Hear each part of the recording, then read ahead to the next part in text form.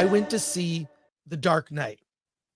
So The Dark Knight is in re-release. It kicked off on Batman Day, which was last week, which is the anniversary of the very first issue of Detective Comics number 27's release. It's Batman's 80 something birthday, 80, it's something. Alan, you know math. The first issue of Detective Comics came out in 1939. So how old is Batman? Alan? 1939, so let's see. 63 plus Alan, how old is Batman? You can use Google. 86. I don't care. How old is Batman? 1939. Okay. So that's 84 years. I knew it before I asked. I said 84. Okay, 84. All right, it's 84. Okay, so here's the deal. It was Batman Day. I don't know why they do it in September. But in any case, I'm sure there's a reason for that, and I should know it. But they've done a re-release of Batman Begins, The Dark Knight, and The Dark Knight Rises. For some reason, I've just been busy, and I thought, I'm just going to go see it. And I thought, I'll just watch the opening scene with Heath Ledger as the Joker, the bank robbery. That's all I'm going to watch, right? Ended up watching the whole thing. And I walk into the theater, and the movie hasn't started yet. We're still getting to Nicole Kidman. I'm debating if I should do my joke and scream out, the thing I usually scream out before she says, yes, they are. They are. But what I was surprised by was the screening was packed, and it's been playing for the last few weeks. The screening was packed, and the screening was packed with a specific type of person. It was all young people, and a young person to me is someone in their teens and early 20s. That's a very young person to me. And when I was surprised, I'm like, oh man, they're all talking during the trailers. God, I hope they, are quiet when the movie starts, and literally silence. You hear that little tone of the Joker theme, which is like to me is iconic as the theme, John Williams theme from Jaws. As soon as you heard it, the theater dead silent. And I thought to myself, this movie, The Dark Knight, came out in 2008. These kids that are in the theater seeing The Dark Knight have never seen it in a theater. They were little kids, maybe not even born before, because that is 15 years. The Dark Knight came out 15 years ago. Alan, did I do my math right? What's 8 plus 15? Are you saying 8 plus 15? That's 23. Yes. Which is our current year. In any case, so 15 years ago, this movie came out in 2008, and there's a whole group of moviegoers that never got to see this film on the big screen. It was incredible. Just seeing it with an audience that it's like they were seeing it for the first time. I felt like I was seeing it for the first time.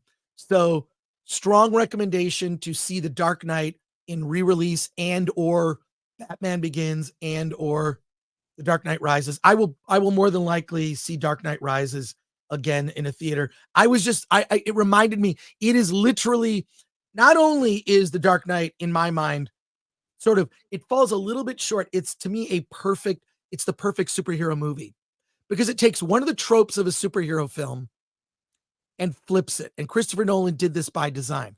What is this trope I'm speaking of? My favorite Spider-Man movie is the Spider-Man movie where Mary Jane is in peril and Peter Parker, Spider-Man, has to make a choice. Do I save Mary Jane or do I defeat the villain and save the people of New York City? And somehow he gets around it and he's able to win both. And what Christopher Nolan thought would be interesting, what if Batman loses? What if he's presented with a choice and he loses and the one he cares for, the woman he cares for, dies? And of course, the Joker tricks him into this choice. And then that choice is again repeated with the two people on the boat, the groups of people on the ferries. One group are just normal citizens of Gotham. The other group are prisoners being ferried off the island. And they each have a detonator that will blow the other boat up. Similar choice. And Batman somehow finds it in himself that he believes in the people. You know, he says, it's not gonna happen. I loved it, seeing it again. I might go back again to see it, but to see it with a group of young people who were not only I've half expected, I'm like, oh man, am I gonna have to turn around and like tell someone to just please be quiet, which I've done. I'm not shy about that. I am the most courageous person when it comes to anyone being an a-hole in a movie theater, but I didn't have to do that at all. Like, people were riveted. I mean, the audience was dead silent during this whole thing. I mean, obviously they laughed and reacted to certain events that happened in the film, but it was just amazing to see it with an audience experiencing it on the big screen for more than likely the first time.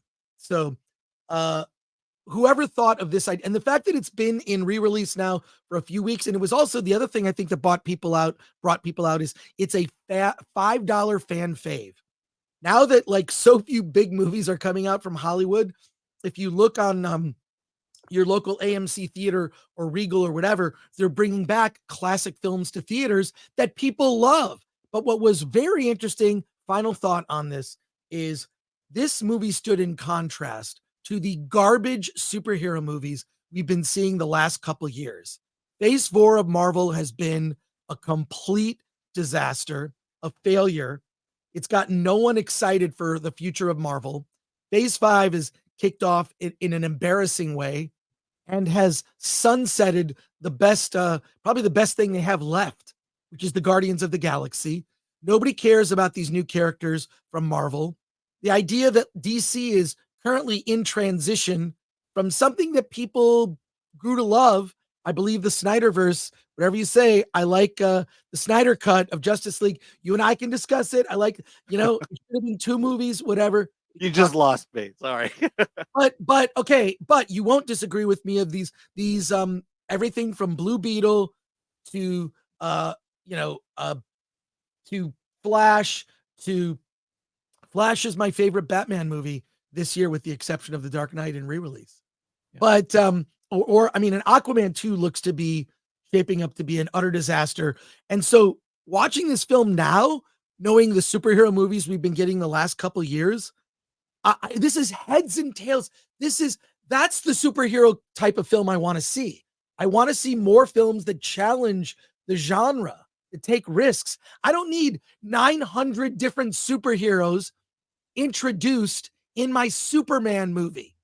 I just need one good Superman movie.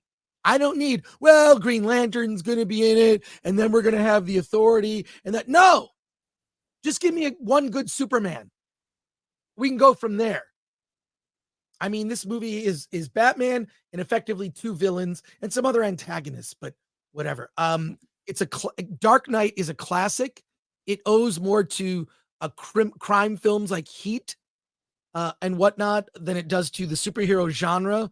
And it is a modern classic, and it holds up. And I would encourage all of you to go see it in the theater.